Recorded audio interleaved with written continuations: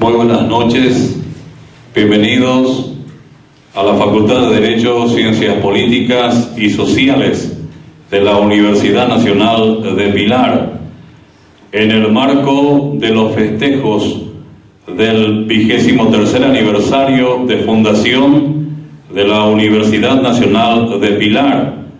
Esta noche, con la ilustre y distinguida presencia del profesor doctor Sergio Cuaresma Terán, quien inicia así oficialmente sus actividades en nuestra facultad.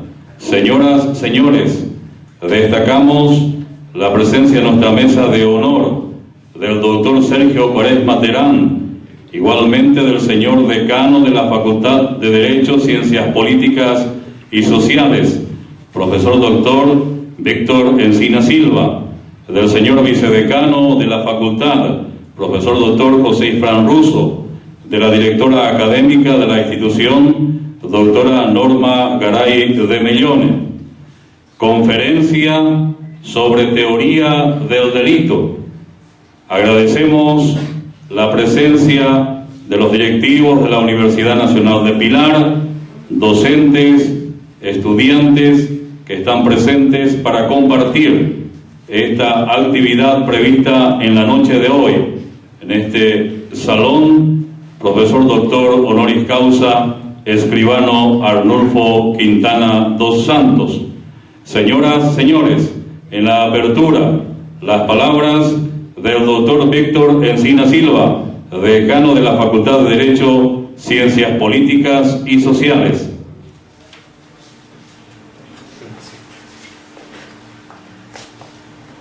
Muy buenas noches para todas y para todos. Distinguido profesor doctor Sergio Cuaresma Terán, señor vicedecano, señora directora académica, queridos colegas docentes, queridos alumnos. Es para nosotros un inmenso placer, nos llena de orgullo tener en este espacio tan querido a una persona de la calidad del doctor Sergio Cuaresma Terán. Y hablo de calidad porque, aparte de leer el currículum de este ilustre señor, también lo hemos conocido ahora como una excelente persona que ha venido, y quiero que ustedes lo entiendan muy bien, ha venido al Paraguay en esta oportunidad para venir a Pilar, para venir a la Facultad de Derecho, Ciencias Políticas y Sociales de la Universidad Nacional de Pilar, para venir a ilustrarnos, a conversar con nosotros, a trabajar en talleres con los alumnos, con los docentes, sin cobrarnos un solo centavo. Por eso decía, no solamente una persona ilustrada, sino una persona de un inmenso corazón, un hombre que ha tomado a la docencia como un apostolado, que no pide nada para venir a enseñar, así como un tipo de, permítame profesor, no es una irreverencia, pero así como un avis raris, ¿verdad?, en este mundo tan interesado en todo lo que sea el premio a cualquier acción. Profesor, destacamos y agradecemos eso, abusando un poco de su humildad, porque creemos que en esta sociedad y dentro de nuestra función de docentes, no solamente tenemos que enseñar la teoría, sino tenemos que enseñar y destacar los valores. Y los valores se aprenden en la acción. Y el profesor nos está enseñando, antes que nada, eso. ¿Sí? Ese aplauso se merece el profesor.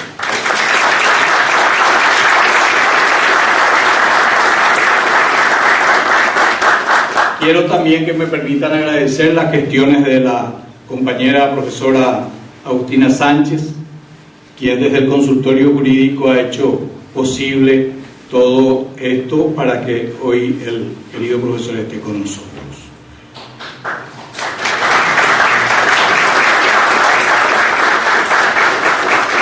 como siempre les digo, el corazón abierto, oídos, ojos y mentes dispuestos a escuchar todo lo que puede enseñarnos este Señor, a aprender todo en este espacio del saber, que es nuestro local institucional. Quiero contarles que el profesor hoy está con nosotros en esta conferencia magistral. Mañana va a estar trabajando en un curso taller con los alumnos del cuarto, quinto y sexto curso. Pasado mañana con los alumnos del primero, segundo y tercer curso. Y el jueves con los alumnos del curso de maestría en Derecho Penal y Criminología. Va a estar unos buenos días con nosotros en Pilar. Esperemos que sean días gratos, el de su permanencia. También hoy vamos a firmar un convenio con el profesor y la institución a la que él representa, que será un convenio por el que podamos nosotros estar en permanente comunicación con esa institución. Ya el profesor Fabián va a dar lectura a ese convenio, a fin de que podamos prepararnos, docentes, profesionales en general, con cursos de posgrado, con talleres y trabajos de investigación en el área de nuestra disciplina, tan importante para nosotros, que como yo le decía al profesor, estamos en una etapa incipiente, estamos comenzando con esas cuestiones. Él acaba de escuchar que estamos recién en el 23 aniversario de fundación de nuestra universidad, así que ha de darse cuenta que está tratando con una institución muy joven y que necesita de ese fortalecimiento. También agradecer por todo eso al profesor nuevamente, desearles una feliz estadía en Pilar y decirles que esta es su casa hoy y siempre, que agradecemos sinceramente su esfuerzo y su dación para con nosotros. A ustedes también muchas gracias y ya posteriormente lo dejamos con el profesor.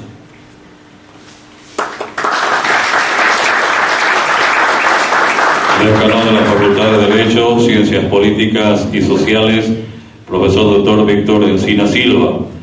La resolución número 241/2014, por la que la Facultad de Derecho, Ciencias Políticas y Sociales de la Universidad Nacional de Pilar declara visitante distinguido y manifiesta reconocimientos al profesor Sergio Quaresma Terán, visto que el profesor doctor Sergio Quaresma Terán ofrece desinteresadamente su invalorable aporte profesional a la facultad mediante la conferencia magistral dirigida a la comunidad jurídica y jornadas taller con alumnos de grado y posgrado desde el día 30 de junio al 3 de julio del 2014, considerando que tan importante aporte es entendido en su real valor por los responsables de la institución, que la gestión destacada merece el reconocimiento de la facultad y la expresión de la misma. El Consejo Directivo de la Facultad de Derecho, Ciencias Políticas y Sociales de la Universidad Nacional de Pilar resuelve, artículo primero, declarar al profesor doctor Sergio Quaresma Terán visitante distinguido y otorgar certificado que señale el reconocimiento. Artículo segundo, manifestar los reconocimientos de la facultad al profesor doctor Sergio Quaresma Terán por el invalorable aporte a la institución. Artículo tercero, entregar el certificado de reconocimiento en el acto público en el local de la facultad. Artículo cuarto, de forma a comunicar a quienes corresponda registrar y archivar. Profesor doctor Víctor Encina Silva, decano. Abogada Mirta Elisa Insaurralde Ayala, secretaria de la facultad. Resolución 64/2014, por la cual se declara de interés académico institucional la conferencia magistral del doctor Sergio Quaresma Terán sobre el tema Teoría General del Delito, visto que la Facultad de Derecho, Ciencias Políticas y Sociales, en el marco de los festejos del 23º aniversario de fundación de la Universidad Nacional de Pilar, organiza esta conferencia magistral que se realizará el día lunes 30 de junio a partir de las 19 horas en el Salón de Actos Profesor Doctor Honoris Causa Escribano Arnulfo Quintana dos Santos, y considerando que el conferencista, ex magistrado de la Corte Suprema de Justicia de la República de Nicaragua, es profesor de Derecho Penal e investigador del Instituto de Estudios de Investigación Jurídica, investigador científico del área de Derecho Penal y Derecho Procesal de la Universidad de Valladolid, España, miembro del Comité Permanente de América Latina para la Prevención del Delito y experto del Instituto Latinoamericano de Naciones Unidas para la Prevención del Delito y Tratamiento del Delincuente, y abordará aspectos esenciales a fin de aportar reflexiones y conceptos que coadyuven a acrecentar los conocimientos. Que en sesión ordinaria de fecha acta número 581, el Honorable Consejo Superior de la Universidad Nacional de Pilar resuelve: artículo primero, declarar de interés académico institucional la conferencia magistral del doctor Sergio Quaresma Terán, que se realizará el día lunes 30 de junio, organizada por la Facultad de Derecho, Ciencias Políticas y Sociales. Artículo segundo, de forma a comunicar a quienes corresponda registrar y archivar. Profesor doctor Adolfo Villajuada Romañás, presidente del Consejo Superior Universitario. Escribana Elsa de Felice de Briqui, secretaria general de la Universidad Nacional de Pilar. Invitamos al señor decano a entregar la declaración respectiva de visitante distinguido al profesor doctor Sergio Quaresma Terán.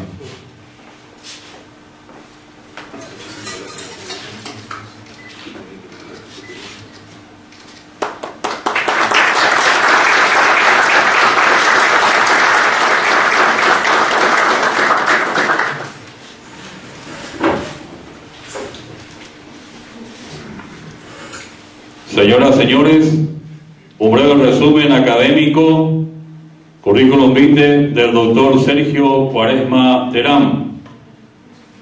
Mencionábamos ya algunos aspectos. Igualmente se destaca que es ex magistrado de la Corte Suprema de Justicia de la República de Costa Rica, de la primera maestría en Derecho Penal y Derecho Procesal Penal, Universidad Centroamericana, director de programas de maestría en Derecho Penal y Derecho Procesal Penal, Instituto de Estudio e Investigación Jurídica INEG, y codirector con el profesor doctor Manuel Vidaurri del Diplomado en Derecho Procesal Penal que realiza el Instituto de Estudio e Investigación Jurídica INEG de Nicaragua y la Universidad de Guanajuato, México. Ex becario de la Dirección General Científica y Técnica del Ministerio de Educación y Ciencia de España, ex becario del Instituto de Cooperación Internacional, Ministerio de Relaciones Exteriores de España y la Agencia de Cooperación Española Internacional, AESI, profesor invitado a impartir conferencias y estancias de investigación en universidades e institutos en Alemania, Argentina, Brasil, Chile, Colombia, Costa Rica, El Salvador, España, Guatemala, Honduras, Italia, Japón, México, Panamá, Perú, Suiza. Tiene más de 26 años de experiencia en el ejercicio de la profesión como abogado, asesor jurídico y corredactor de textos legislativos de la transformación institucional y jurídica de Nicaragua.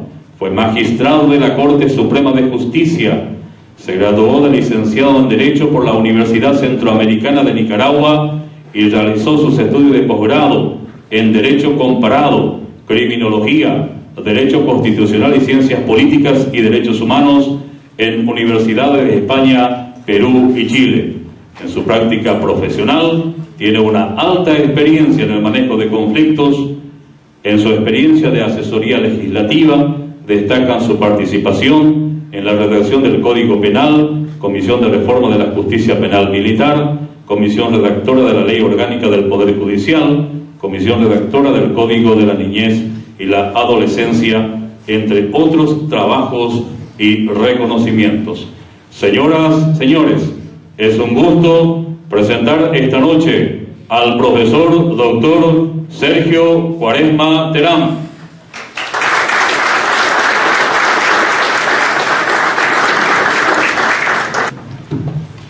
Buenas noches, señor decano, doctor don Víctor Encima, señor vicedecano José Isfrán, directora académica Norma Garay de Millones, docentes y estudiantes. Permítame antes de todo agradecer la hospitalidad y la invitación de la Universidad Nacional de Pilar para compartir con ustedes estos días que personalmente me hacían mucha ilusión meses atrás.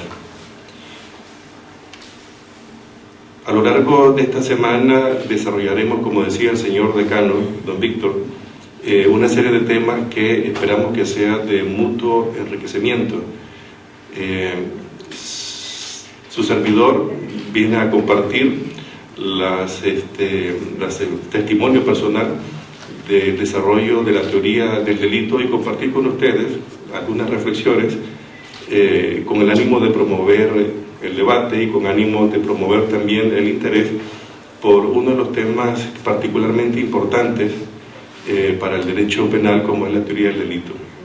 El objetivo, por tanto, es promover la discusión, promover el debate, y si este objetivo no lo cumplo, les ruego encarecidamente que disimulen, porque de lo contrario no me volverán a invitar nunca más. Estoy consciente también que mi visita se da en el marco y lo sigo muy de cerca a través del diario virtual de Ciudad del Pilar, del río Paraná y del río Paraguay.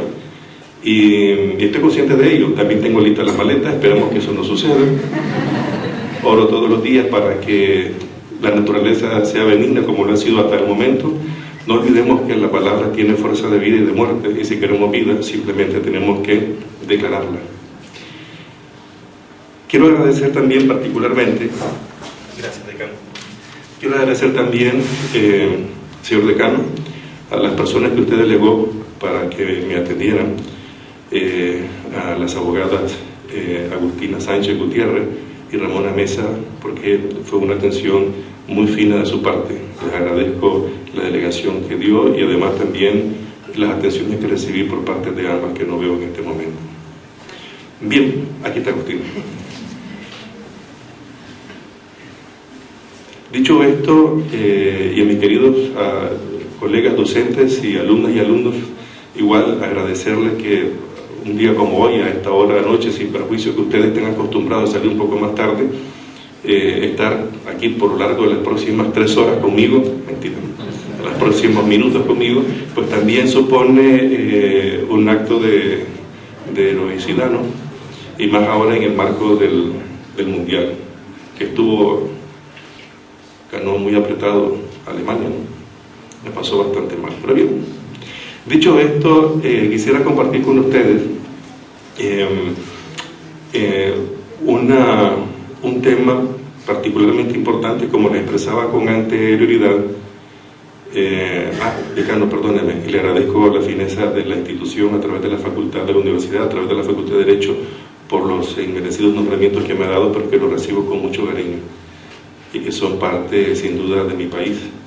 Les agradecemos muchísimo. Bien, dicho esto, quiero compartir con ustedes la función de la teoría general del delito. Sé y también estoy consciente que hay alumnas y alumnos de primer año y hasta de 6º año. De tal manera que trataré de hacer el viejo arte del diálogo basado en lógica y en sentido común, tratando de desarrollarlo, aunque a veces se dice que es el menos común de los sentidos, habida cuenta de que todavía los de primer año, si mal no recuerdo, no han visto derecho penal, ¿cierto? Levanten la mano los que son de primer año, por favor. ¡Wow! Una tercera parte. Entonces, eso me ve obligado a dirigirme a ellos sobre la base del lenguaje. Y no olvidemos que el derecho es lenguaje, quienes lo complicamos somos los abogados. El derecho es lenguaje, es lógica y es sentido común. Siempre he dicho que en los estudios, sobre todo de maestrías o de licenciatura, lo que destacan más son personas que se han profesionalizado, que son de otras carreras y sobre todo ingenieros, que tienen una estructura lógica singular y entienden el derecho, permítanme decirlo, creo que mejor que nosotras y nosotros. Hace poco el Instituto de Investigación Jurídica culminaba una especialización en Derecho Administrativo con el Instituto Nacional de Energía, con 25 o 27 funcionarios. Solo habían 6 abogados, todos eran ingenieros, el resto era ingenieros, y el mejor alumno de la especialización fue un ingeniero. Increíble, tremendo. Bien, vamos a ver este tema de la siguiente manera. Para las personas que igual no agrade estos temas, o igual les agrada derecho civil, mercantil, les prometo tratar de hacerlo lo menos árido posible para encontrarle el sabor que se le trata de dar a estos temas.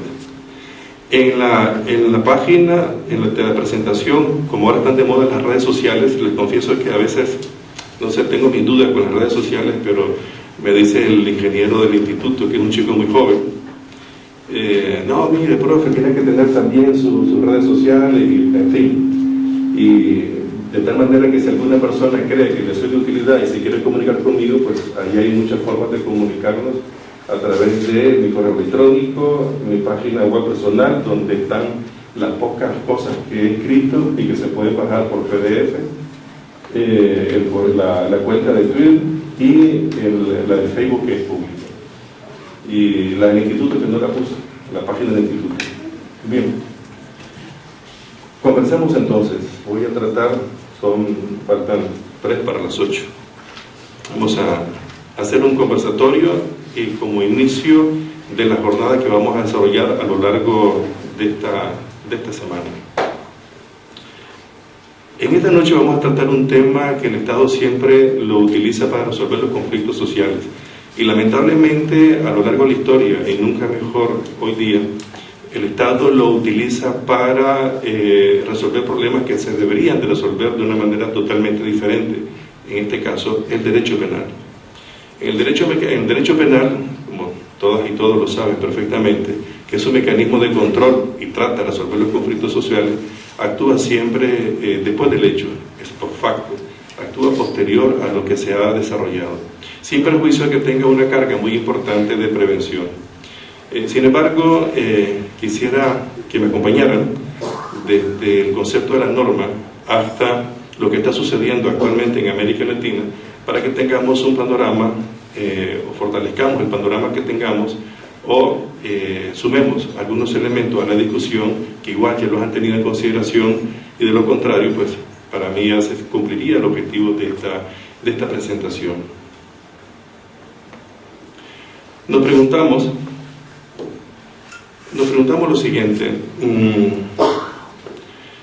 cuando hablamos del derecho penal, o igual del derecho civil, del derecho mercantil o de cualquier área, o igual también las diferentes instituciones que integran o conforman el Estado de nuestros países, generalmente lo hacemos de una manera extremadamente formal, es decir, lo comprendemos, lo entendemos en cuanto a su aplicación tal y como aparece en las expresiones gramaticales de cómo se estructuran las normas. Sin embargo, uno se debería de preguntar cuál es la función de la norma en una sociedad que se proclama o pretende ser democrática, y también cuál es la relación que debe existir entre el modelo de Estado que establece, en este caso, el artículo 1 de la Constitución de Paraguay, y la aplicación y el desarrollo de las diferentes normas de las diferentes áreas que integran el derecho. Cuando hablamos de la función de la norma, para nadie es un secreto que la norma etimológicamente es una regla, y las sociedades necesitan, en el marco de su interacción, ser reguladas igualmente bajo un soporte de valores, pero en este caso los valores son los que comienzan a advertir la necesidad de una regulación de las relaciones interpersonales, y ahí es donde aparece la norma, pero la norma no vista como una regla que pretende desarrollar una función de convivencia y de paz social absoluta, sino una norma cuya función está orientada exclusivamente a garantizar los mínimos espacios de convivencia y de paz en una sociedad. Aquí ya tenemos una posición ideológica muy importante, y en eso se debate actualmente América Latina, con las marchas y las contramarchas en los diferentes regímenes políticos, de utilizar el derecho, que igualmente para nadie es un secreto, que es un mecanismo de poder que bien utilizado desarrolla y hace crecer a las sociedades, y utilizado de manera perversa, pues tenemos muchos ejemplos a lo largo de nuestra historia en nuestros diferentes estados. En el caso de la norma puede ser utilizada, vuelvo y repito, puede ser conceptualizada, puede ser vista como una norma cuya función está dirigida especialmente a garantizar ciertos espacios mínimos de convivencia y no absolutos. Eso nos permite que la sociedad pueda desarrollarse, pueda crecer, pueda su imaginario colectivo pueda desarrollarse con una libertad y una amplitud de tal naturaleza que nos permita a los diferentes estados ir creciendo en todos los sentidos. Sin embargo, si utilizamos la norma con una visión absoluta, en el sentido de que tiene que garantizar de manera absoluta la paz, la convivencia y la paz social, lo que vamos a establecer, lo que vamos a buscar es la paz de los cementerios. Digo esto de otra manera. Nosotros hemos escuchado en la información mediática que generalmente están preocupados los medios de información, que son los filtros a través de los cuales la sociedad a veces se expresa o se crea una realidad artificial en algunos casos. Y lo pueden ver, por ejemplo, en el debate, y yo lo sigo de cerca, el diario virtual de Ciudad del Pilar, que unos dicen que el río se inunda, otros dicen que no. Entonces se genera a través de los medios de información un debate determinado. Pero en este caso ese es un debate informado que te hace libre a la sociedad. Pero en el caso de los medios de información, generalmente, y cuando se trata de hablar de seguridad ciudadana, siempre se aspira a que la sociedad esté totalmente erradicada, la delincuencia o la criminalidad.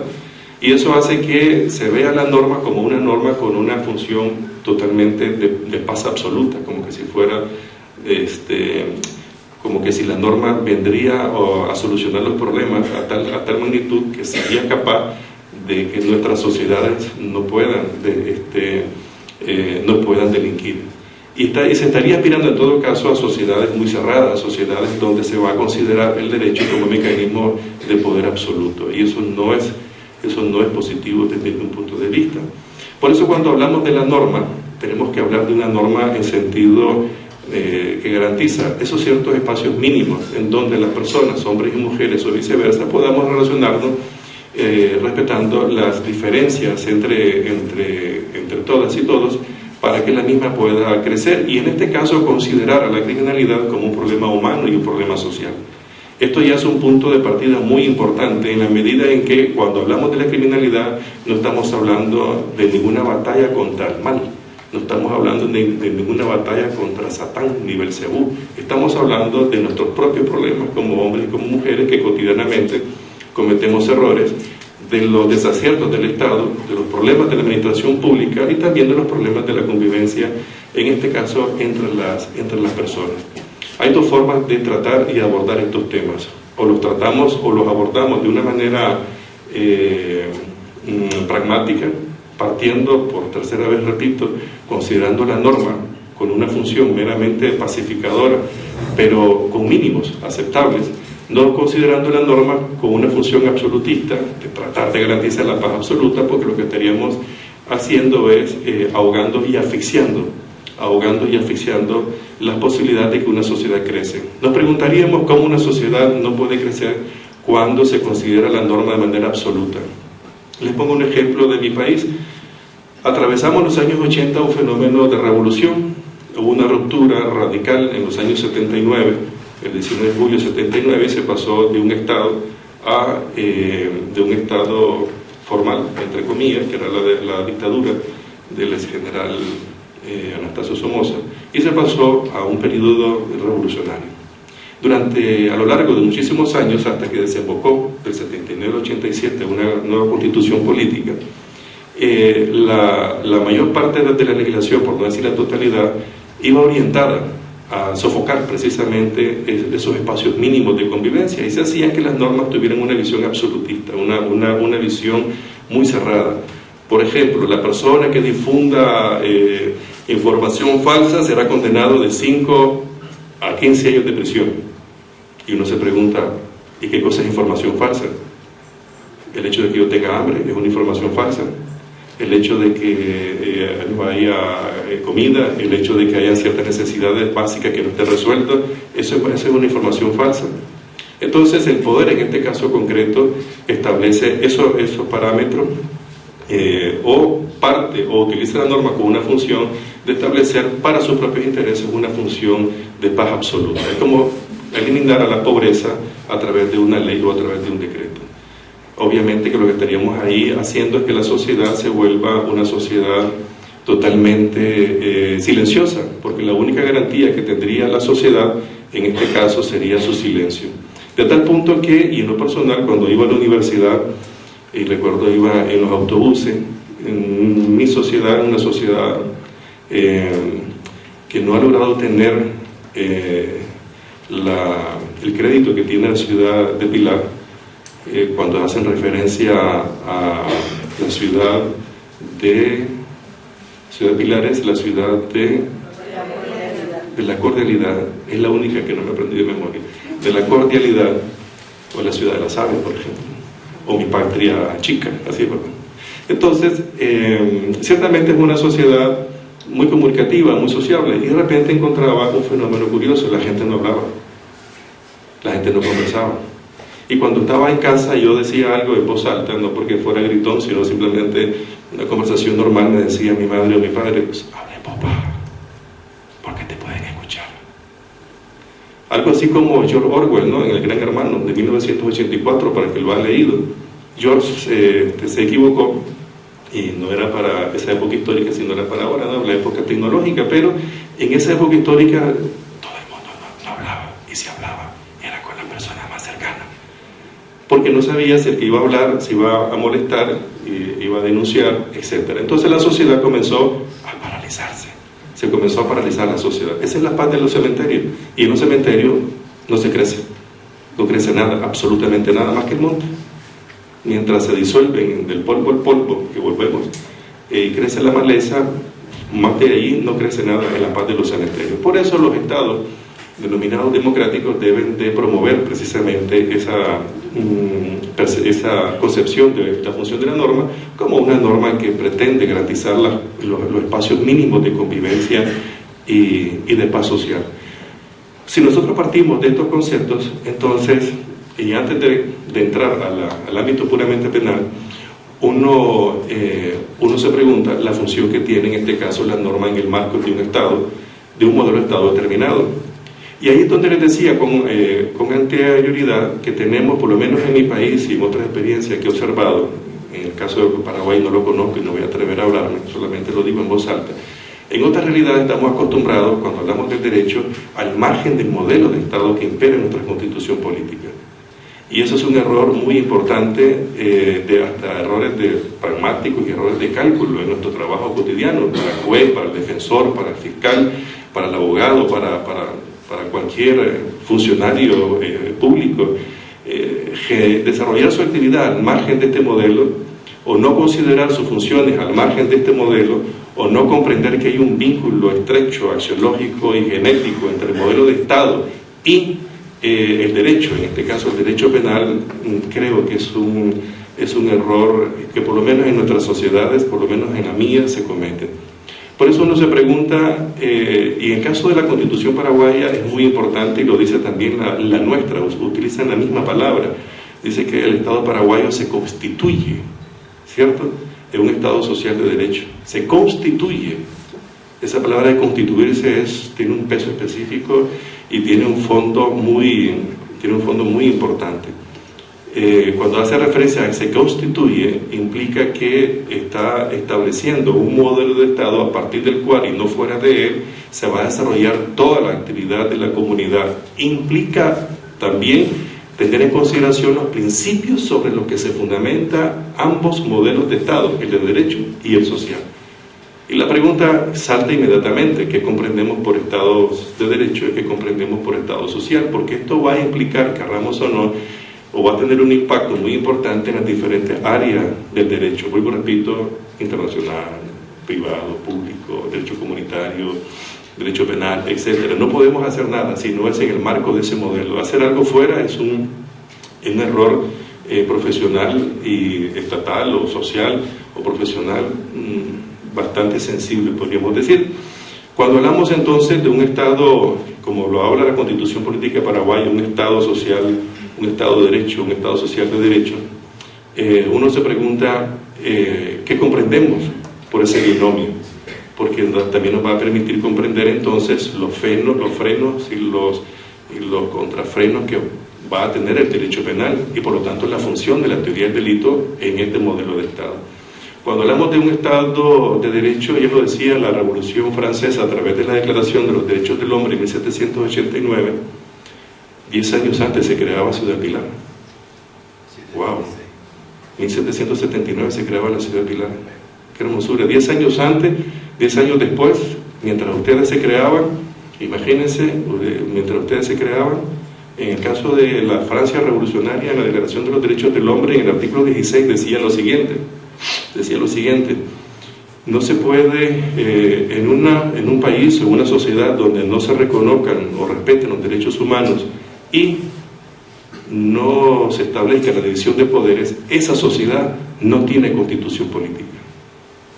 Es importante la toma de posesión que hace la Declaración de los Derechos del Hombre en esa época revolucionaria. Y eso tiene un impacto muy importante, porque uno puede tener constituciones políticas y creerse el cuento, permítanme la expresión coloquial, de que tenemos división de Estado, como el caso de poderes del Estado, como el caso de Nicaragua. En algún caso he hecho referencia a este ejemplo y he dicho en alguna entrevista, con las consecuencias del caso, que por mucho que tengamos constitución, si no hay separación de poderes, no hay constitución. En Nicaragua tenemos una constitución del 87, pero la concentración de poderes está en una sola persona. Son fenómenos de contramarcha que América Latina está sufriendo, y uno logra entender por qué los seres humanos, el poder nos vuelve loco y loca, ahora por género, ¿no? Entonces nos vuelve loca y nos vuelve loco, pero vamos, loco en el sentido de que, en fin, parecería que es el alfa y el omega de nuestra vida, pero al fin y al cabo, como dice Eclesiastés, no estoy evangelizando, ni mucho menos, al final todos vamos al Seol, ¿no? Vamos al cementerio. Entonces, no hay separación de poderes porque hay un control político acérrimo, y entonces, pero hay constitución política, formalmente, pero materialmente no la hay porque no hay separación de poderes. Y si no hay separación de poderes, no hay garantía de reconocer ni proteger, ¿qué cosa? Los derechos humanos. Entonces, por eso es muy importante la claridad conceptual del Estado de Derecho social y democrático, para luego continuar con nuestra función de la teoría del delito, porque todo va íntimamente vinculado. Cuando hablamos del Estado de Derecho, para nadie es un secreto, y ustedes mejor que yo lo saben, es la sujeción del poder a la ley. No olvidemos que hay una serie de principios o características muy importantes del Estado de Derecho, vistos de forma pragmática, porque la sociedad siempre se pregunta, y nos pregunta a nosotros y a nosotros los abogados, ¿y cómo se come eso? ¿Y qué proceso del Estado de Derecho? Claro, nuestra ciencia, nuestra área, como ustedes quieran llamarle, no es tangible como esta madera. Entonces, la gente pues a veces no ve el derecho con un valor que debería de dársele o verse, porque igual no se palpa como el cemento. Y cuando hablamos del Estado de Derecho estamos hablando de varios requisitos muy importantes: la supremacía de la constitución política, la jerarquía de las normas, estamos hablando también de la legalidad administrativa, estamos hablando de la división de poderes, de los controles constitucionales y del respeto a los derechos humanos. Más o menos 5, 6 o 7 elementos que se necesitan para que el Estado de Derecho funcione. Y esos son indicadores muy importantes para que tú puedas valorar también el grado de desarrollo que tenga cada Estado en América Latina. Porque en América Latina los estados republicanos en algunos casos son incipientes, en otros casos todavía no han nacido, somos sociedades primitivas, en otros casos son sociedades fallidas, estados fallidos. Hace poco hacía un comentario de esta naturaleza con unos investigadores que llegaron a exponer unos indicadores para medir la seguridad ciudadana en Centroamérica, y entonces decían, bueno, tenemos aquí 400 indicadores a propósito de las investigaciones. y para medir la seguridad ciudadana en América Central. Y cometí la osadía de preguntar, le digo, oiga, la osadía en el sentido que parece que se molestó la persona. Perdóneme, le digo, ¿cómo vas a medir, con qué indicadores vas a medir la criminalidad en un país donde no hay Estado? Donde hay un Estado fallido. Cuando digo Estado fallido es que han desaparecido algunas instituciones o ciertos estándares ciertos estándares internacionales occidentales que se requieren para que se considere Estado de Derecho, como por ejemplo en este caso la división de poderes, entre otros, ¿no? Y entonces él dijo, no, ahora los politólogos le están llamando micros estados fallidos, porque todavía siguen funcionando. En fin, eufemismo, ¿no? Como eufemismo, para no reconocer la realidad que hay varios estados en América Latina y quizás en el área centroamericana que no son estados. Somos sociedades, como decía Hobbes, Locke y toda esta gente, somos sociedades primitivas. Y entonces hay que abordar el fenómeno tal y como se presenta, no como yo me lo invento desde el punto de vista intelectual, porque si no, lo que está primando es mi vanidad y no la realidad. Y al final el producto que vas a conseguir es una tontería. Entonces cuando hablamos de Estado de Derecho estamos hablando de la sujeción del poder a la ley, pero el Estado de Derecho tiene algo que no tiene el Estado social, y esto es muy importante porque aquí se presenta una especie de equilibrio entre ambos modelos. El Estado de Derecho es un Estado guardián, lo que le importa exclusivamente es la protección de las libertades, eso es todo. No se inmiscuye ni va más allá de esa protección, es decir, no le preocupan los problemas sociales, los problemas económicos, los problemas culturales, simplemente se preocupa, y lo pueden ver por ejemplo con los amparos, no sé cómo le llamarán acá, la exhibición personal o los recursos de amparo, habeas corpus, es para proteger básicamente la libertad individual. Sin embargo, cuando hablamos del Estado social, estamos hablando de la aparición de un modelo que deja de ser un Estado guardián, deja de ser simplemente un Estado en un atalaya, en una torre vigilante para que las libertades individuales se garanticen, sino que cuando hablamos del Estado social estamos hablando, como lo dice la propia Constitución paraguaya, estamos hablando de un Estado intervencionista, un Estado que trata o debería de configurar los problemas sociales más sensibles de la sociedad. Por ejemplo, en fin, voy a tomarme un atrevimiento porque igual en mi país tengo ese mismo fenómeno. Cuando transito en alguna de las carreteras, que son pocas las vías de comunicación en mi país, y con el fluido, así se dice, ¿no? Con el tráfico, con la cantidad de horas que hay de tráfico, etc., tenemos tráfico de país rico en país empobrecido. No digo pobre, empobrecido, pues lo ha empobrecido lamentablemente no sé, el proceso histórico de la corrupción y muchas otras cosas más. Entonces, las carreteras, por ejemplo, tienen un ancho de 10 metros. Cada calzada son 5 metros y 5 metros.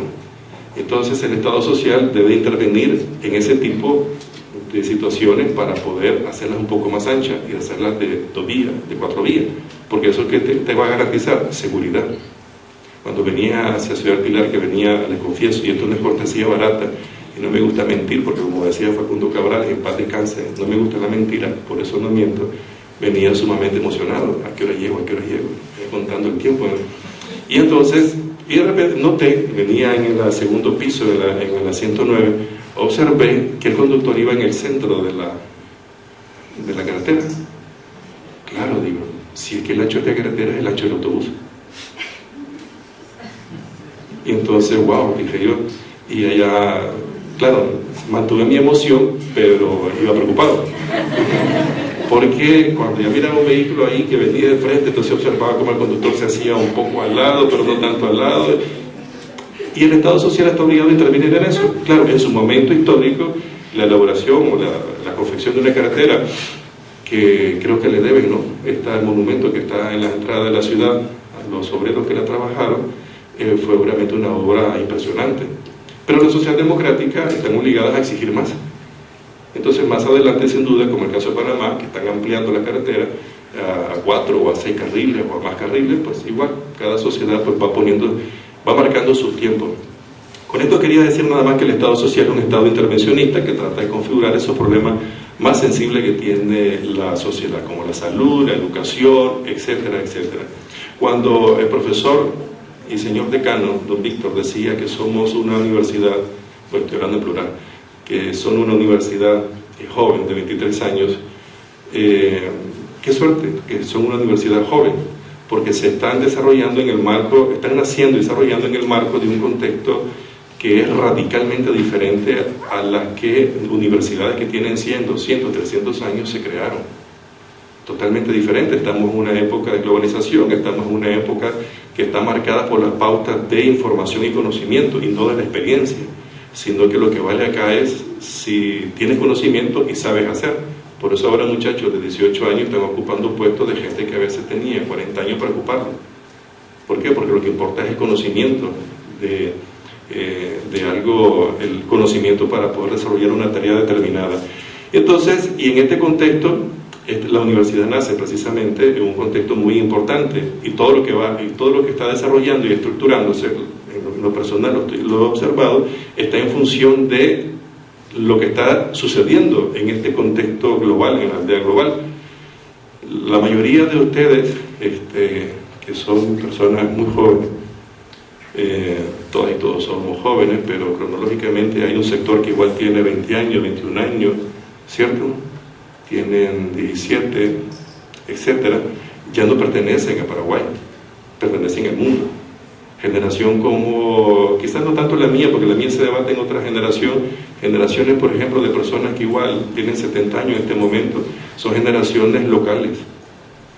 Su vida comenzaba y terminaba en su pueblo. Ahora la vida termina y comienza en cualquier parte del mundo. Usted, por ejemplo,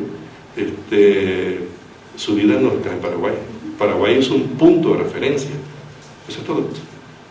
Usted puede vivir en Tokio, puede vivir en Santiago, en Chile, puede vivir en Valparaíso, en Managua, en cualquier parte del mundo, porque eso implica la globalización, no solamente transferencia de mercancías, sino también de profesionales. Y el mundo está en tus manos. ¿Eso qué te exige?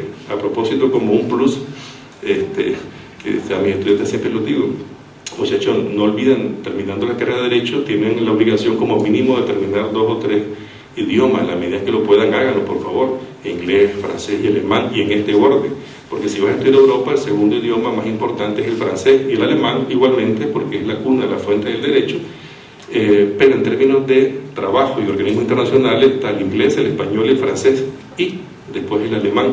Entonces ya eso te marca el comportamiento para poder competir. Si uno se mete en las páginas web de las universidades europeas, uno puede observar los currículums de los egresados de las maestrías de los doctorados. Ya no tienen un idioma, tienen 4. Entonces eso ya te pone de punto de referencia los niveles de competitividad, que independientemente de tu condición social, lo puedes hacer y mejor todavía. De tal manera que igual que el Estado de Derecho y el Estado social, la globalización te va moldeando tus propias acciones para enfrentar lo que se te avecina. Entonces, cuando hablamos de un Estado de Derecho y social, estamos hablando de un Estado intervencionista que a la vez el Estado de Derecho limita la posibilidad que esa intervención sea una intervención también absoluta y sea arbitraria, como por ejemplo, ¿quieres una casa? Pues entonces afíliate a mi partido y vota por mí en las elecciones. Eso no. Entonces, teóricamente el Estado de Derecho aparece para poder limitar ese tipo de juego perverso. Hay países que tienen tribunales electorales transparentes que hacen ese juego precisamente de limitar cualquier posibilidad perversa que los políticos no eviten, para que los políticos eviten dar un mendrugo de pan a cambio de un voto. Entonces ahí se va guardando un peso y un contrapeso. Y cuando hablamos de un Estado democrático, como lo dice la propia Constitución paraguaya, que el gobierno la forma de gobierno es democrática representativa, si mal no recuerdo, dice la Constitución política. Eso ya te implica un modelo de protección de libertad de la persona, de que tú puedes ser como quieras ser, siempre guardando los parámetros de convivencia frente a la otra persona, que llegan hasta donde comienzan los de la otra, persona. Por eso tenemos entonces un modelo, así rápidamente, o recordándolo, el modelo de Estado que tienen nuestras constituciones políticas en el caso de Paraguay. Esto, querramos o no, va a impactar a la función de la teoría del delito y a la función de la teoría de la pena. Va a impactar. Cualquier actividad que sea parte de esos dos modelos, o de ese modelo de Estado, esa función, esa tarea, esa actividad no tiene sentido. Es arbitrario. Es más, por ejemplo, y esto sucede mucho en el ámbito del derecho procesal penal, Muchos de ustedes, por ejemplo, cuando trabajan en consultorio jurídico en la universidad, por ejemplo, o trabajan en el ámbito de los tribunales, los jueces a veces cometemos errores de ver el derecho formal, una formalidad y una simbología tremenda. Sin embargo, el derecho no es formalidad, el derecho es no solamente el lenguaje, sino el derecho tiene un sentido material, Les cuento un caso que es propio de la teoría del delito. Cuando era magistrado de la Corte Suprema de Nicaragua, estaba en la sala penal. Estábamos en dos salas, no sé por qué estaba en la otra sala, pero como que si fuéramos enciclopedistas, pero en fin, estaba en la sala constitucional, que me gustaba mucho, pero estaba en la sala penal.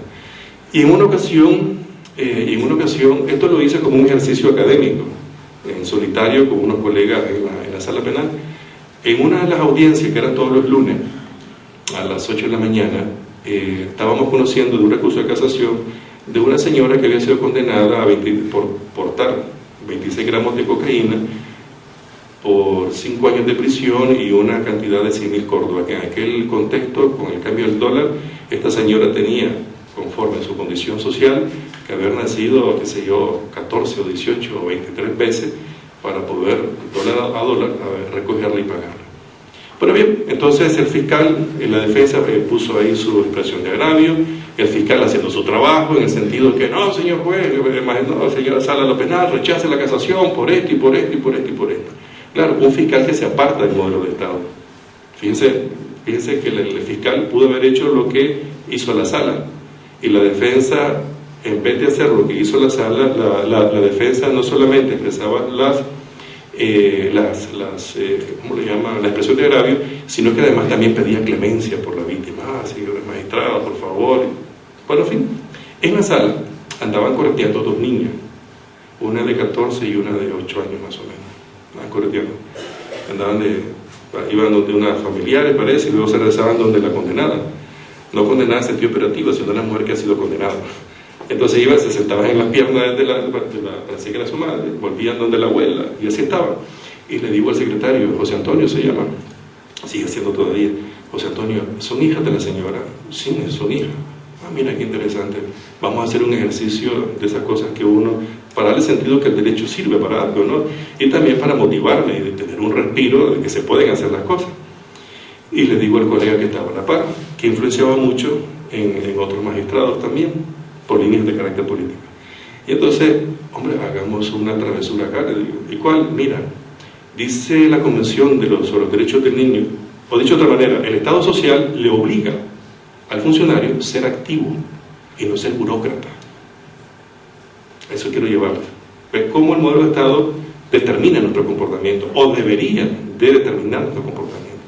Entonces le digo, mira, la Convención de los Derechos del Niño y el Código y la Constitución nuestra dice que cuando se va a tomar una decisión que afecte directa o indirectamente a una niña o un niño, prevalecerá el interés, ¿de acuerdo?, superior del niño, correcto. Entonces, mira, le digo, esas par de niñas que andan acá están en este expediente que físicamente no debería de existir, pero sin embargo existe. Bueno, hay un sistema acusatorio, pero se cometió el error volver al expediente por controles, básicamente por eso. Y entonces, y por una parte, y por otra parte, que es la función de la teoría del delito, estamos obligados a racionalizar el ejercicio del poder punitivo del Estado. Eso es muy importante. De tal manera que 5 años, 100.000, como que si fueran $50.000, por ejemplo, de multa, oiga, es un exceso, es un abuso por parte del Estado, a pesar de que sea un delito, castigar a una persona por 26 gramos de cocaína. Ustedes han visto esas papeletas, cuando va uno a los cafetines, esos paquetitos de azúcar, ese es 1 gramo. Entonces pongan 26 de esos paquetitos, ¿no? O menos o más. La pregunta es, ¿se ha afectado algún bien jurídico para la comunidad por la aportación de esto? Hombre, no ha afectado. Es cierto, es un tipo penal, pero el modelo de Estado social de derecho te obliga al intérprete, en este caso al juez, racionalizar a través de la interpretación de cada caso concreto la posibilidad de intervenir o no, aunque esté previamente determinado en la ley. En este caso el juez no lo hizo porque tiene temor de que si lo hace, si lo hace y la puede absolver, pues los medios de información van a generar una propaganda diciendo que hay impunidad, etcétera, etcétera, etcétera, lo que ustedes ya saben. Para no cansarles el cuento, entonces se suspendió la audiencia, conversamos entre todos, 5 estuvimos de acuerdo, 1 no estuvo de acuerdo, que era mujer, no estuvo de acuerdo, y la postura fue la siguiente: como no se había afectado absolutamente nada a través del principio de lesividad, que no se afectó significativamente ni con bien jurídico, y el no casar esta sentencia implicaría además también una respuesta desproporcionada ¿a quiénes? A las 2 niñas, porque las 2 niñas, el interés superior del niño, y creo que es un doctrinario paraguayo, lo dice con mucha claridad, el interés superior del niño, dice, no es nada más y nada menos que el ejercicio de sus derechos fundamentales, tan básico pero tan complejo. Y en este caso el derecho fundamental de esas 2 niñas, ¿cuál era? La madre, exactamente, y la escuela, que son los 2 puntos naturales donde se desarrolla una niña y un niño.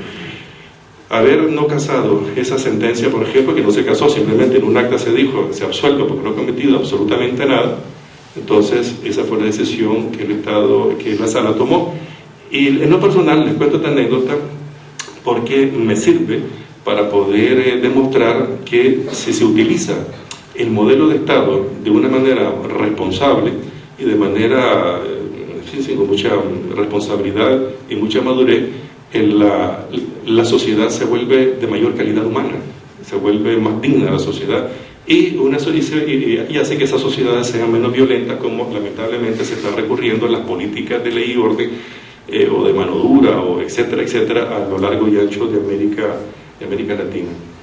Entonces eso nos permite a nosotros tener, para las personas que no ven la lámina, simplemente se las repito, hablamos entonces de este modelo de Estado, hay una vinculación genética y funcional entre el modelo de Estado y el derecho penal, en este caso con la función del delito y la función de la teoría del delito y la función de la teoría de la pena.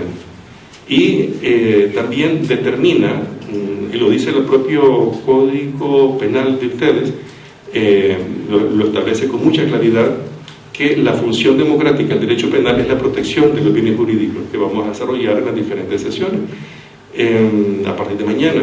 Entonces eso hace que cuando hablamos de la protección de bienes jurídicos, exclusiva protección de bienes jurídicos, estamos apartando todo aquello que no corresponde a los valores más importantes que tiene una comunidad, y dejamos fuera la moral, dejamos fuera una serie de aspectos que no son susceptibles de ser protegidas. Son protegidas en la medida en que alguien es afectado en su espacio de libertad individual, como que si alguien imponga su criterio, su parecer, pero no proteger la moral de ciertos sectores sociales, como por ejemplo cuando se perseguía en antaño a las personas con opciones sexuales diferentes, esté de acuerdo o no esté de acuerdo, en fin.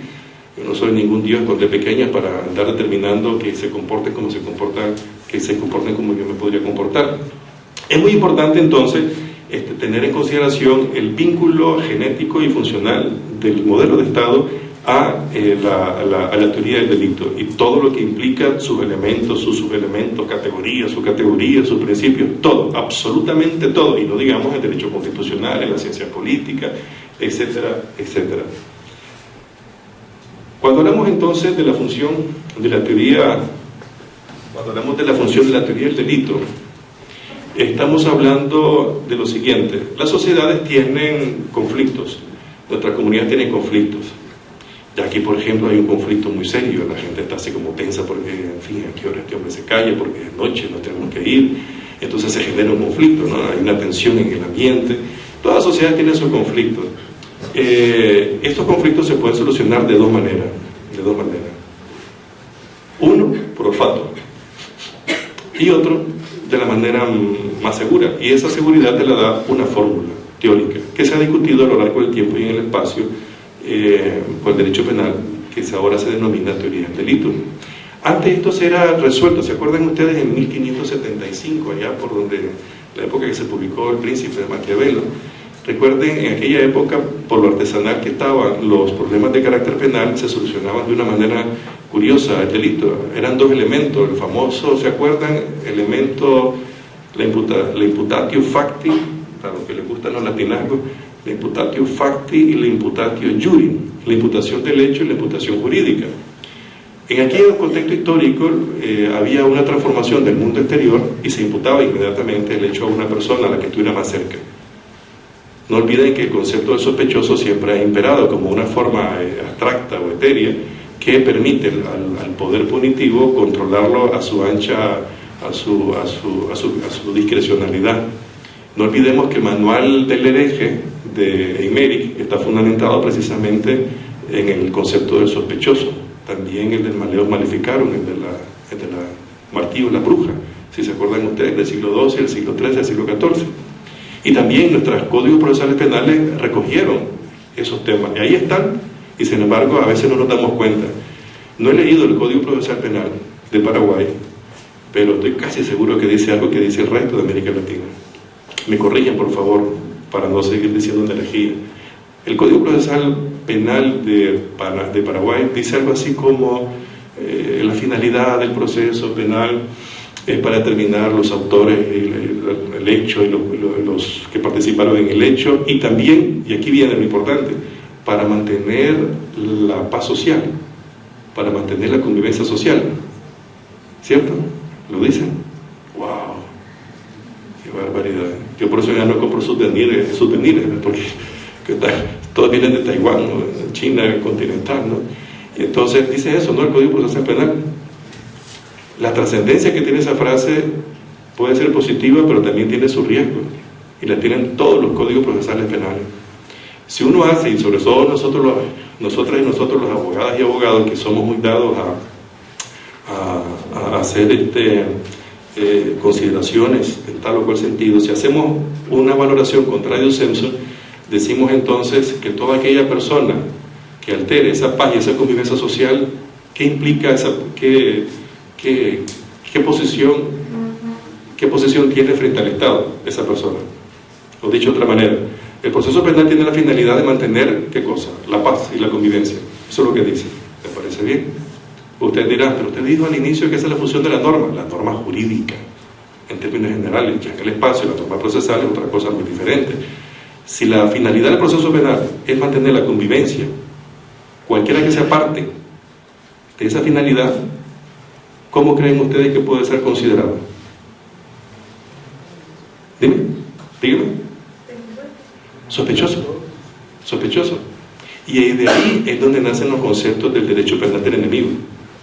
Las personas que se aparten de ciertos parámetros de convivencia, como lo establece la norma, deja de ser persona y ser humano para convertirse en no persona frente al ciudadano que tiene derecho a defenderse de esa persona.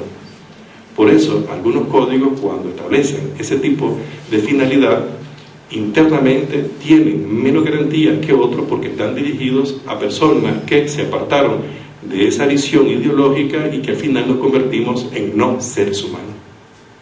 Es curioso. Y es incompatible con el modelo de Estado de Derecho, porque el Estado de Derecho, que protege el Estado democrático y la libertad, está obligado a precisamente proteger la seguridad jurídica y garantizar los principios básicos del debido proceso, que en algunos casos se eliminen en los códigos procesales o en las leyes penales especiales. Por ejemplo, cuando la investigación es compleja, va a haber más años para investigar, ¿cierto? La prisión preventiva ya no va a ser de 3 meses, sino va a ser de 1 año, 2 años. ¿Te das cuenta? Y claro, y como el derecho es poder y dejas esos mecanismos para poder controlar a la persona, pues entonces al final volvemos como un ciclo. Como hablamos ahora con el señor decano, la vida es un ciclo, ¿no? Y eso lo ven ustedes en la película Rey León, la primera, que me encanta, que no es una película para niños, sino para adultos. El ciclo de la vida. ¿Se acuerdan? Cuando presentaba a Rafiki, al hijo de Mufasa, que era, ¿cómo se llamaba ese león pequeño? ¿No se acuerdan? Simba. Lo presentaba, ¿no? Entonces decía el ciclo de la vida, volvía nuevamente al poder. Eso hace también de que volvamos nuevamente al punto inicial que se quería abandonar, que era la represión, y volvemos al punto determinado. Cuando hablamos entonces, les decía, y le ponía este ejemplo, porque en aquella época histórica lo que se determinaba era que había un hecho concreto y que por otra parte, había un hecho concreto y que por otra parte había alguien que imputárselo. Así era muy básico. Y eso lo teníamos en nuestros códigos de instrucción criminal antiguo, no sé en Paraguay si habrá sido de esa manera. Era una forma bastante básica de probar las cosas. Por ejemplo, ¿cómo se probaba un hurto? A través de unas declaraciones que se llamaban declaraciones de preexistencia y falta. No sé si aquí existían esos mismos conceptos. O cómo se probaba una violación, por ejemplo, con el dictamen médico forense que reflejaba siempre desgarro vaginal. Si no había desgarro, no había violación. Porque venía de estos conceptos del imputatio facti y el imputatio juri, que solamente se podía corroborar con determinadas pruebas. Fuera de ahí, la visión del derecho penal era muy limitada. Ahora en la violación se protege la libertad sexual, que implica decir sí o no a las relaciones sexuales. Y lo que vas a probar es que infringieron o que lesionaron o que pusieron en peligro esa libertad de decidir autónomamente sí o no a las relaciones sexuales. Antes no. Cuando en el recurso de la historia, que no vamos a entrar, pues desembocamos en la teoría del delito. Y uno se pregunta, ¿qué cosa es la teoría del delito? Lo que ustedes han estudiado y han desarrollado es una fórmula teórica alimentada por un proceso empírico de discusión de muchísimos años. ¿Para qué? Para tratar de resolver los casos de la forma más segura, proporcional y por tanto justa. Oiga, que no hablo de justicia, porque la justicia es un sentimiento. Cuando hablo de justa, es el resultado de una decisión, porque al final siempre va a haber alguien inconforme y para esa persona no va a haber justicia. Entonces esa fórmula esa fórmula está dirigida para poder resolver de esa forma los casos penales. Por ejemplo, un caso penal que vamos a ver en las próximas sesiones es interesante, lamentable porque murió, pero es interesante. En una ciudad del departamento de Masaya, donde yo crecí, nací en Managua, la capital, pero crecí en este departamento, un sábado por la tarde un grupo de estudiantes había salido del último año de bachillerato y se fue a celebrar a un restaurante que, por cierto, estaba cerrado por la Dirección General de Impuestos por evasión fiscal. Estaba cerrado, pero como los muchachos le dijeron al dueño del restaurante, del bar, que quería tomarse una cerveza, pues aquel no dejó escapar unos centavos, lo abrió y las mesas se llenaron. Las mesas se llenaron. Y entonces resulta que habían 3 o 4 mesas con grupos de muchachos y muchachas de colegio, y una de las tantas mesas había un muchacho con su madre, con su compañero o su esposa, no recuerdo, y ahí estaba. De una mesa hacia la otra había un muchacho que estaba tomado y estaba enamorando a la compañera de este otro muchacho, haciendo el ojito, no sé qué, comportamientos básicos del ser humano, ¿no? Por no decir primitivos, ¿no?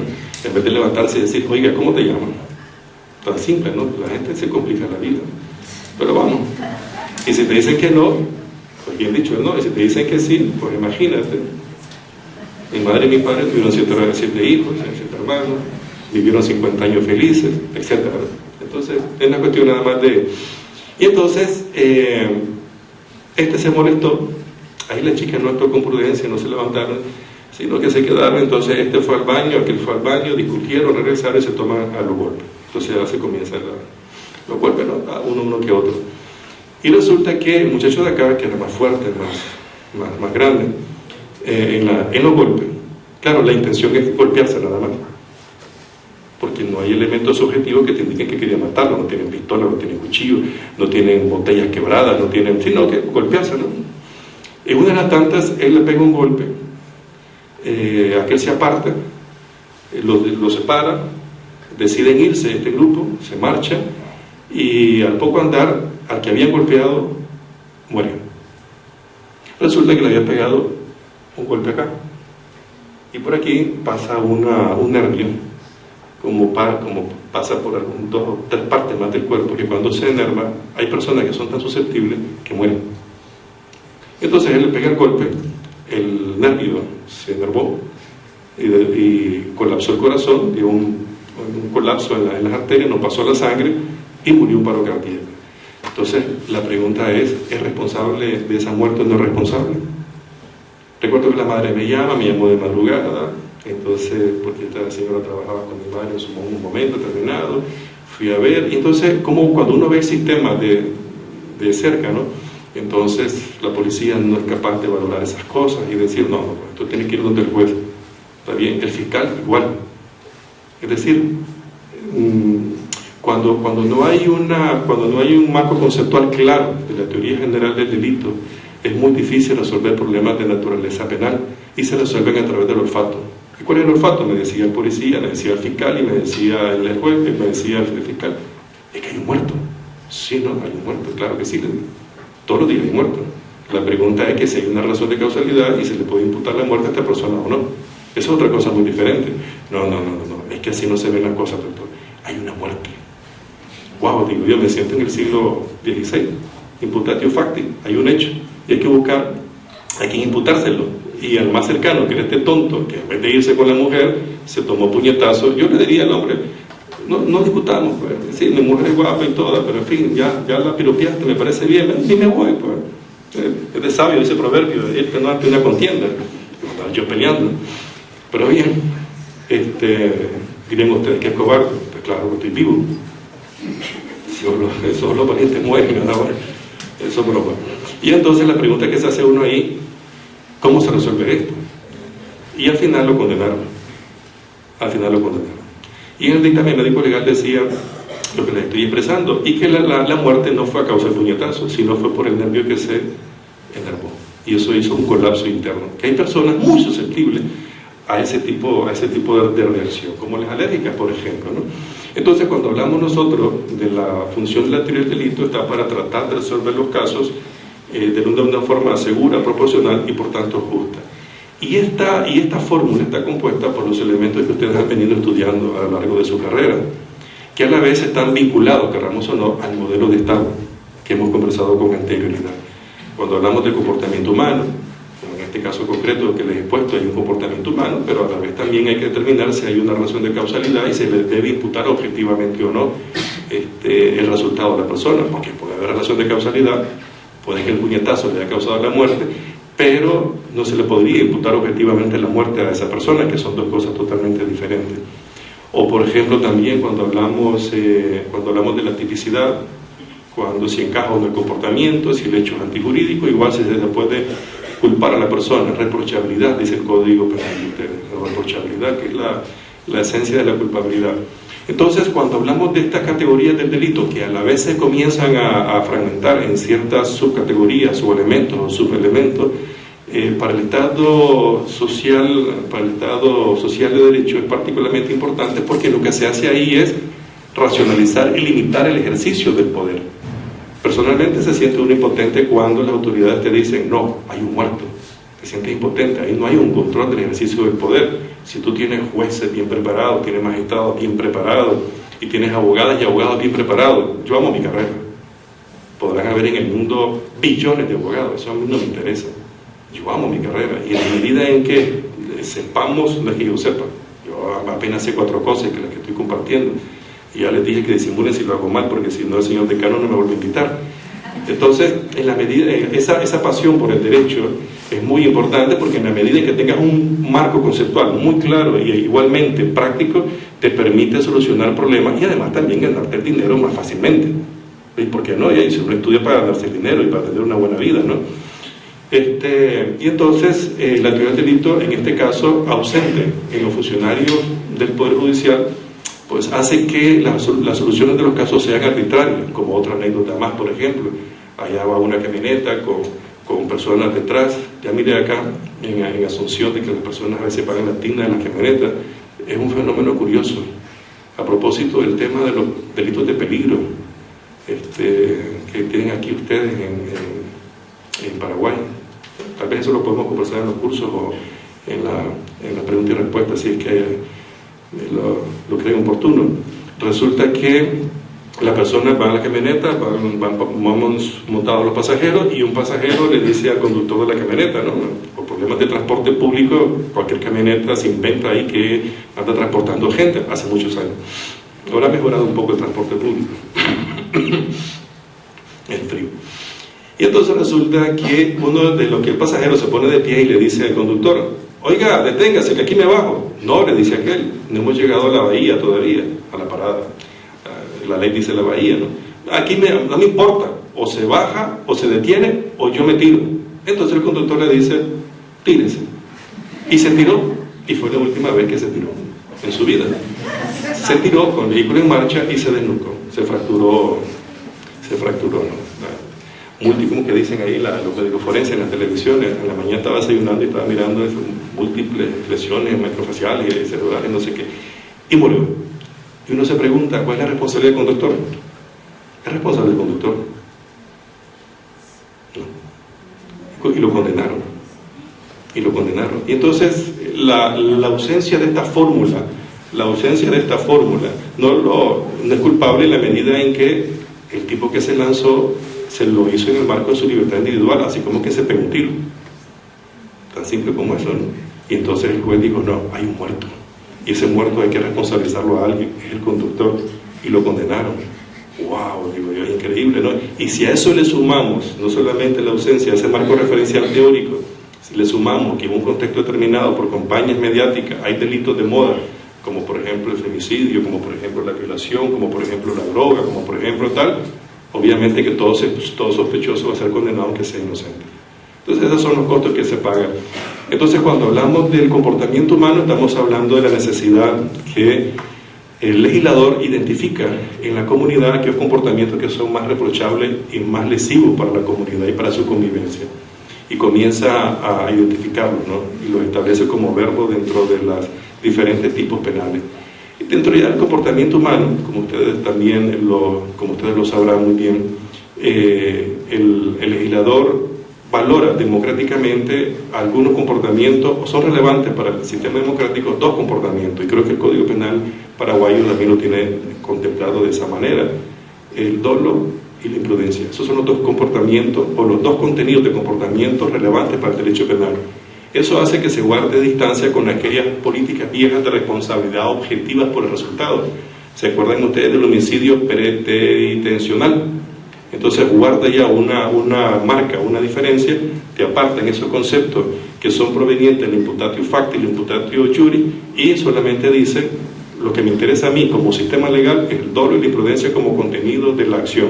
Acciones que se pueden manifestar en el ámbito de la acción puramente o de la comisión por omisión, estableciendo las teorías de la posición de garante para determinar quién puede asumir o no la responsabilidad de un resultado que, no haciéndolo por ley, está obligado a evitarlo, como lo dice el Código paraguayo. El que tenga un deber especial, o cuando la ley mande a una persona a hacer tal cosa y no lo hace, pues se vuelve ingarante. Así, por ejemplo, si alguno de ustedes llega a la casa de un familiar y tiene un niño de 2 meses y le dice: mira, ya vengo, voy con mi esposo a comprar y ya regreso, y te quedas con el niño, te vuelve garante de ese niño. Ya tienes posesión de garante, y entonces ya no es omisión propia, sino ya se convierte en comisión por omisión si no la atiendes a la hora de cosas que puedan suceder o puedan pasar. Otro aspecto muy importante, cuando hablamos de la tipicidad, estamos hablando de esa selección de los comportamientos que previamente miramos que el legislador ha identificado como especialmente dañinos para la sociedad.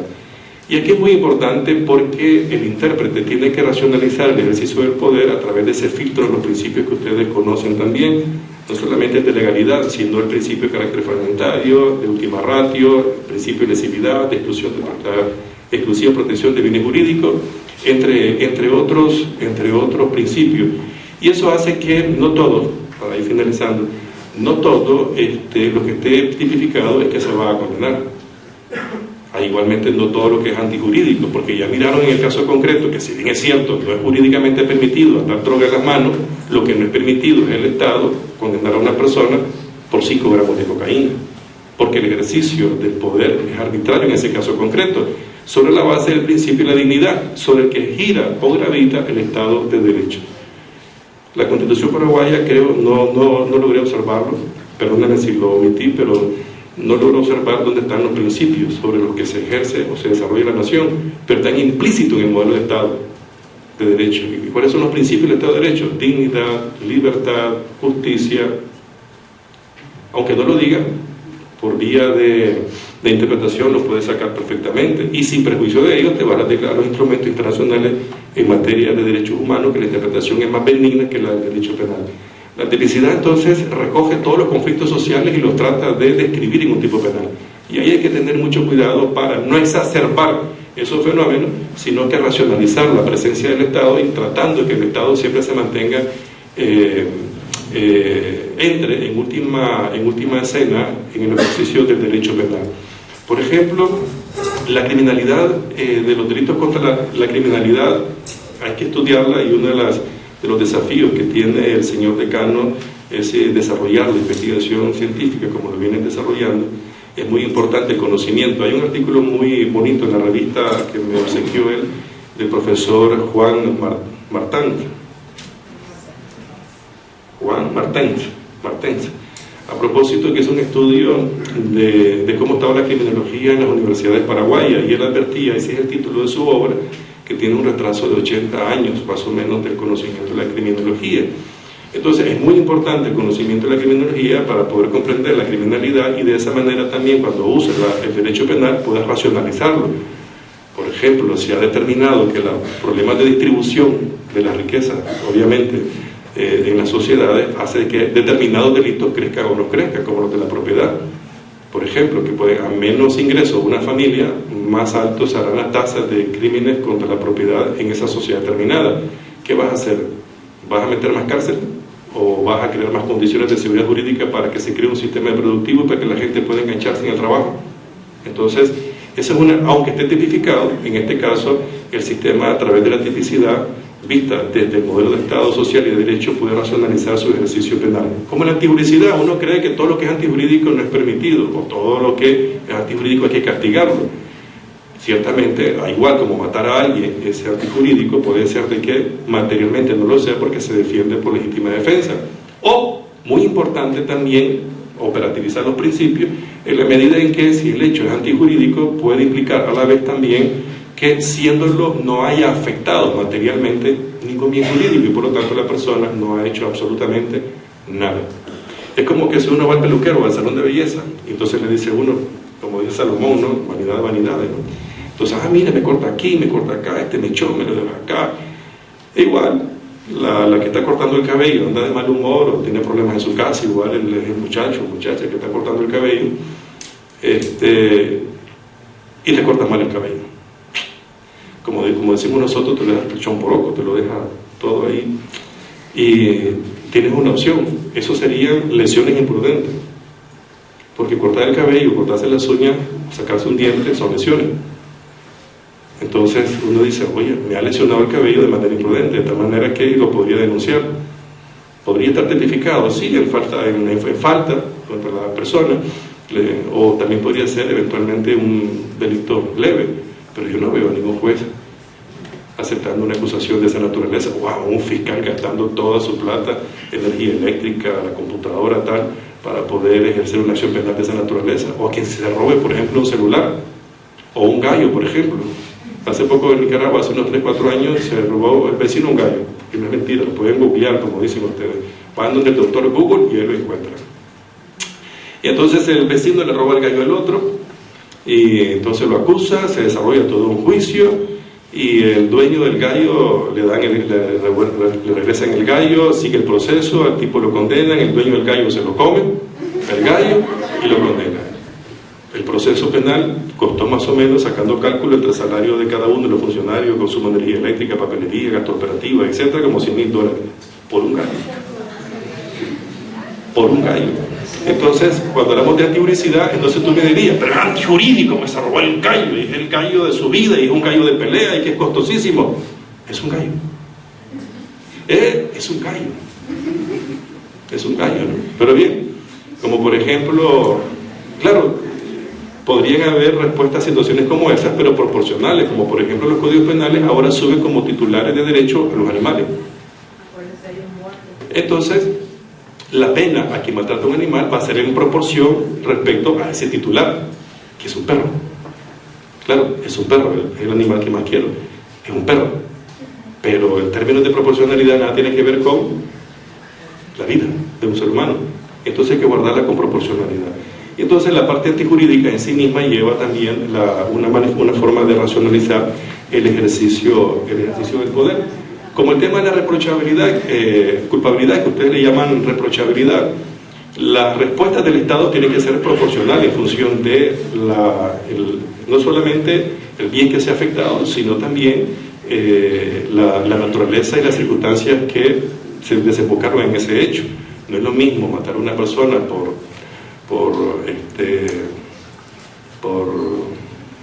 por un estado de ánimo alterado que matar a una persona por la espalda, por ejemplo.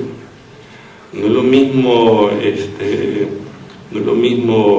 en fin, ustedes comprenderán que la culpabilidad se tiene que graduar para que la respuesta penal sea lo más proporcional posible, porque lo contrario sería una respuesta arbitraria por parte del Estado. E igualmente como la función de la teoría de la pena, que tiene que ver con, y lo dice la Constitución Política de Paraguay, el objeto es la reinserción y la protección de la sociedad. Todavía guarda políticas de la escuela de la escuela francesa de la protección social. Y claro, si ese objeto no se cumple, pues entonces el juez tendrá que tener mucho cuidado a la hora de imponer una pena determinada. Y por eso es que últimamente en los códigos penales hay alternativas de la propia prisión preventiva, porque en algunos casos la pena no cumple con esa función. Y por eso, no sé si en Paraguay igualmente está contemplado el juez de ejecución, que es el que se encarga de ejecutar la pena para hacer efectiva ese objeto de la pena, que es la reinserción, y todo aquello que no está conducido a la reinserción tiene que modificarlo y afinarlo el juez de ejecución, sin alterar obviamente la sentencia firme por la que se estableció la condena. Y por último, la reforma a la justicia penal y esa trascendencia. Solo quiero hacer un llamado de atención nada más, ya termino. En América Latina se han venido reformando desde hace más de 20 años nuestras legislaciones, ¿cierto? Códigos procesales, código penal. Solo quiero dejar sobre la mesa un elemento que es muy importante y que en las facultades de Derecho, sin perjuicio que lo ya hayan considerado acá, y si no, pues bien, y si han considerado, pues mis palabras simplemente son para fortalecer ese trabajo. Hay un fenómeno en América Latina que no sé si somos conscientes de lo que está pasando, y sobre todo para las próximas generaciones, porque aquí hay un conflicto de generación muy importante. El sistema de América Latina, en el ámbito del derecho comparado, pertenecemos al sistema escrito, ¿sí? Pertenecemos al sistema del derecho comparado, al sistema continental europeo. Recuerden lo que decía la Revolución Francesa a través de la Declaración: nadie está obligado a hacer lo que la ley no obliga, ni impedido de hacer lo que la ley no prohíbe.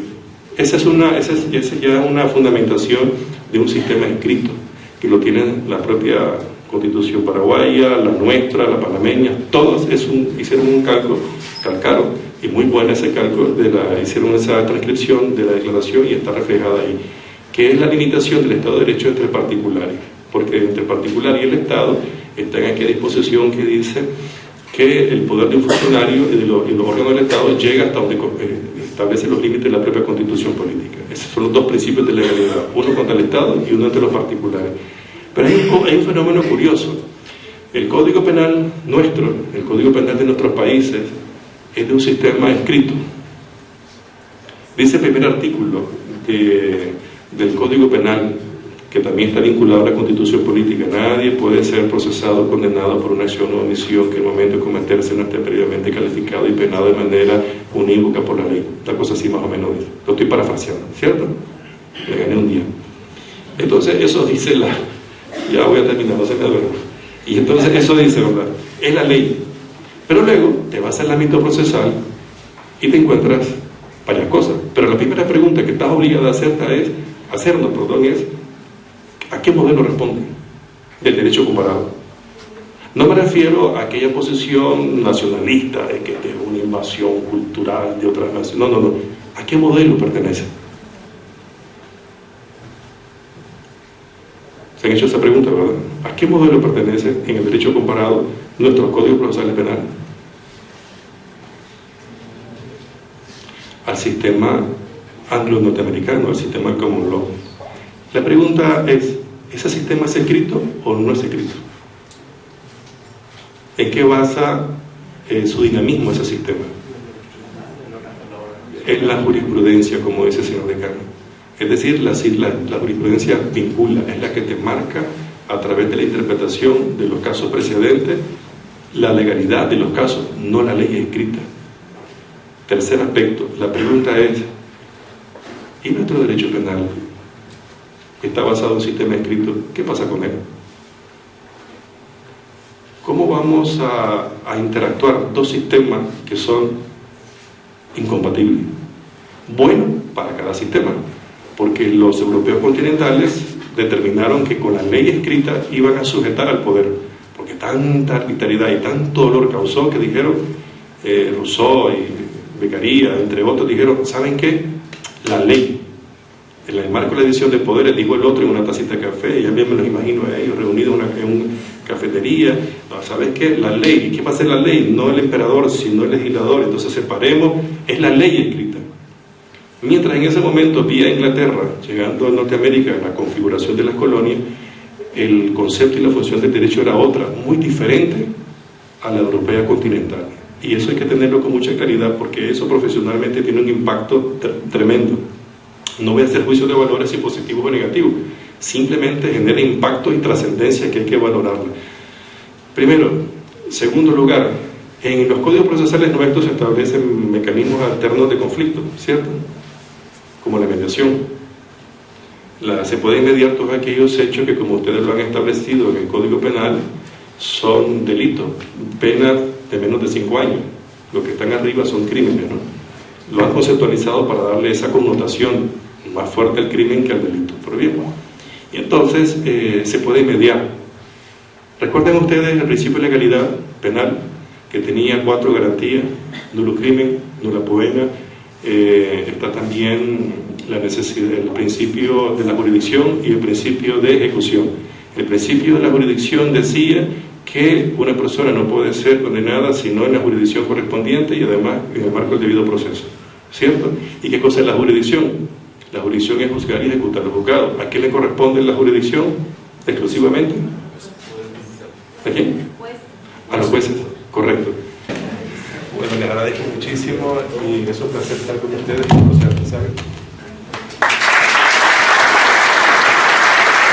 Muchas gracias, profesor doctor Sergio Javier Juárez Materán. Brevemente se va a proceder a la firma del convenio de colaboración que celebran por una parte la Facultad de Derecho, Ciencias Políticas y Sociales, a la que se denominará la facultad, y por la otra parte el Instituto de Estudio e Investigación Jurídica, a la que en lo sucesivo se le denominará INEG, representado en este acto por su vicerrector general Sergio Javier Cuaresma Terán. Vamos a aspectos un poco de los alcances para la ejecución del objeto materia de este convenio. La facultad, a través de su consultorio jurídico y el INEG, elaborarán convenios específicos en las siguientes actividades: proyectos de investigación y estudios jurídicos, celebración de ciclos de conferencias, simposios, talleres, programas de estudio de posgrados, donación e intercambio de publicaciones, publicación de artículos, la demás que acuerden las partes en el marco del presente convenio. Responsables, estamos resumiendo, para el cumplimiento del presente convenio, atender todo lo relacionado con lo que se menciona en la cláusula anterior, así como su suscripción. La facultad designa como responsables al decano Dr. Víctor Encina Silva, a María Agustina Sánchez Gutiérrez, y por su parte el INEC designa como responsable a Sergio Javier Cuaresma Terán en su carácter de vicerrector general. Firman entonces Dr. Sergio Cuaresma Terán, vicerrector general, Dr. Víctor Encina Silva, decano.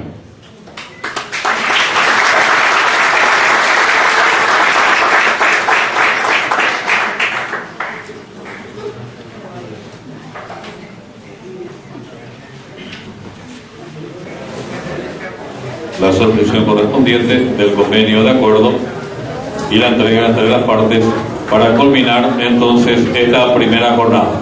Muchísimas gracias por su presencia. Buenas noches.